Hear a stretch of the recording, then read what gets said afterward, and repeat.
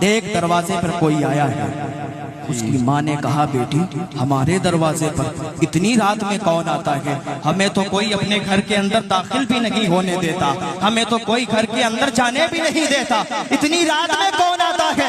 माँ तो सही, देख इसका चेहरा भी नूरानी है, इसका जलवा भी नूरानी है, इसकी आंखें भी नूरानी है। उसकी माँ दौड़ के आई, देखती है, दरवाजा खोलती है, भैया नहीं, दरवाजे पर बगदाद से 200 पाक आए थे।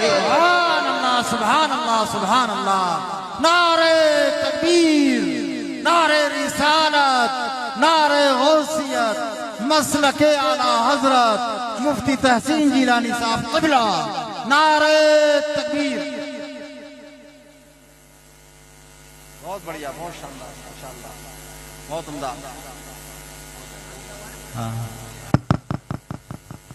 सुभान अल्लाह, सुभान अल्लाह। हुजूर